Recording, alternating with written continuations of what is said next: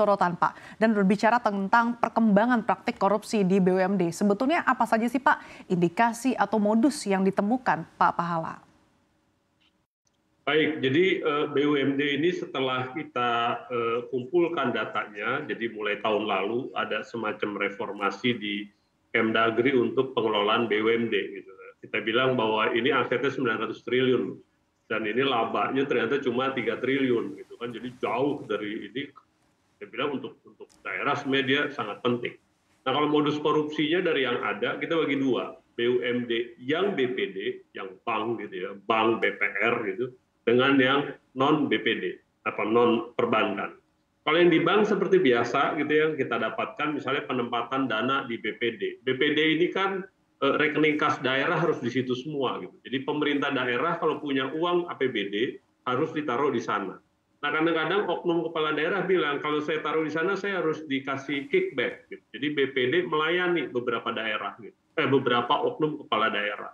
Kalau enggak nanti saya tarik dananya, saya taruh aja di Bank Nasional. Gitu. Jadi akhirnya BPD korupsinya dia memberi suap kepada oknum kepala daerah untuk menaruh dana APBD di BPD. Yang kedua, ya tentunya kredit macet, gitu ya. Kita sekarang sedang kaji yang kategori 5, yang sudah macet beneran, gitu, udah nggak balik lagi, gitu. Kita lihat asal usulnya. Ternyata masih ada, gitu, kredit yang fiktif, yang tidak ada jaminan yang cukup, yang bisnisnya sebenarnya tidak visible, gitu. Jadi dari pertama diberikan itu kredit, sudah nggak pernah dicicil. Itu kita temukan di beberapa BPD. Yang terakhir yang kita temukan adalah BPD ini kan memberi pinjaman kepada PNS daerah. Berpinjaman. Nah untuk cicilannya BPD justru memberi gratifikasi ke bendahara dinas misalnya untuk tolong ngumpulin cicilannya. Itu udah pernah kita tegur dan kita bilang tidak boleh Anda memberi gratifikasi ke bendahara gitu. Dan sekarang sudah prakteknya sudah berhenti gitu karena kita bilang itu tugas bendahara ngumpulin cicilannya gitu. Jadi BPD nggak usah lagi kasih. Nah itu yang cerita modus-modus yang ada di perbankan. Nah kalau yang di luar perbankan seperti biasa markup, pengadaan barang jasa, gitu ya, minta kickback kalau beli barang, barangnya udah oke semua, lantas minta dari vendornya kickback. Yang agak canggih sedikit adalah memanipulasi laporan keuangan supaya kelihatannya untung, lantas dia dapat bonus, padahal begitu diganti direksinya itu angka nggak benar sebenarnya. Harusnya dia rugi. Nah itu praktek. Jadi kita bilang sayang 900 triliun ini harusnya punya daya dorong yang besar ke ekonomi daerah gitu. Yang ada seperti Pak Tomsi bilang gitu, boro-boro dia mendorong daerah malah jadi beban daerah. Karena dari sebagian besar BUMD gitu ya, kita sebutlah misalnya datanya gini. Dari 18 itu udah ekuitas negatif. Ya udah tutup aja, buat apa udah negatif gitu.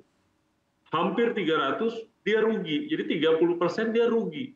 Bukannya dia menghasilkan dividen buat APBD, buat PAD, penerimaan asli daerah, dia malah rugi. Gitu. Yang berikutnya kita lihat bahwa yang Pak Tomsi bilang 186 itu komisarisnya lebih besar jumlah orangnya dibanding direksi. Ya karena itu teman, tim sukses, segala macam itu ditampung di BPD atau BUMD. Okay. Dan yang memungkinkan kita sebenarnya hampir sepertiga itu tidak ada pengawasan. Oke. Jadi Nah terkait pengawasan seperti apa Pak dari temuan Stranas PK selama ini sehingga menimbulkan beberapa praktik korupsi tidak hanya di BUMD BPD tapi juga di non BPD? Kalau yang BUMD berupa BPD kan ada peran OJK di sana. Jadi harusnya secara teori itu pengawasan dilakukan oleh Satuan Pengawas Internal. Kalau BPD ada, 27 BPD dia ada. Tapi pengawasan berikutnya oleh OJK. Yang berikutnya tentu saja sama komisarisnya. Komisarisnya juga bertanggung jawab. Yang keempat, ya kalau diaudit tiap tahun oleh BPK. Kan tuh biasanya BPD diaudit, BUMD-nya diaudit. Jadi 4 pihak ini harus bertanggung jawab. Sayangnya 300 BUMD itu SPI-nya nggak ada. Kebayang nggak kalau SPI-nya nggak ada, komisarisnya itu teman kepala daerah atau tim suksesnya, udah pasti lumpuh pengawasan.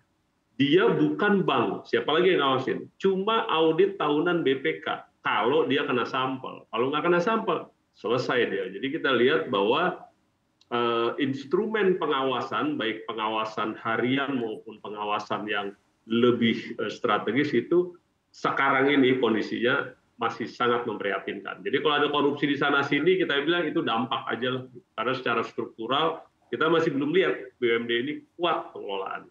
Oke, artinya seharusnya instrumen pengawasan strategi seperti apa Pak yang harus dibenahi supaya permasalahan ini bisa dicarikan solusinya Pak Pahala? Yang pertama kita bilang soal rekrutmen gitu. Di BUMD ini kadang-kadang kepala daerah ini kan kalau BUMD BPD lah misalnya satu provinsi itu kan pemegang sahamnya seluruh kabupaten kota. Jadi saling menitip orang gitu. Akhirnya orangnya nggak profesional. Yang kedua komisarisnya diharapkan mengawasi dia juga tidak profesional, cuma sekedar dapat remunerasi setiap bulan saja gitu. Yang berikutnya SPI-nya nggak ada, gitu. Udah pasti ini nggak ada pengawasannya. Nah kita bilang kalau mau benahin sekarang nih, kita potong saja yang udah rugi-rugi, habisin aja, tutup saja BUMD. Jadilah sekitar tinggal 500 sampai 600. Lantas kita kasih target dia harus untung. Dan kalau kurang modal, diinjeksi modal. Kalau tidak ya. Tapi yang berikutnya pengisian jabatannya juga harus profesional. Kalau yang BPD lumayan masih ada lewat OJK. Tapi kalau yang non BPD kan ya asal kenal sudah. Ada beberapa daerah yang bagus, yang sangat bagus. Dia umumkan, lantas seleksinya juga terbuka. Kita bilang kelihatan daerah-daerah yang niat itu BPD-nya menghasilkan laba sebenarnya. Nah, oleh karena itu kita bilang ini sekali lagi tergantung pada regulatornya Kemdagri, gitu. Bagaimana BPD harus bertindak. Yang kedua ya tergantung kepala daerah sebagai pemegang saham dari BUMD. Kalau dia rugi ya cepat diambil action dong.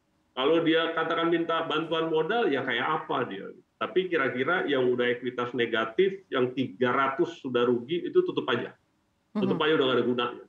Yang sisanya kalau ada komisaris di sana, ada korupsi sedikit saja langsung pecat komisarisnya ganti.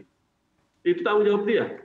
Gitu ya, supaya jangan komisaris ini makan gaji buta kan gitu. Itu tanggung jawab pengawasan itu di komisaris juga. Saya pikir itu.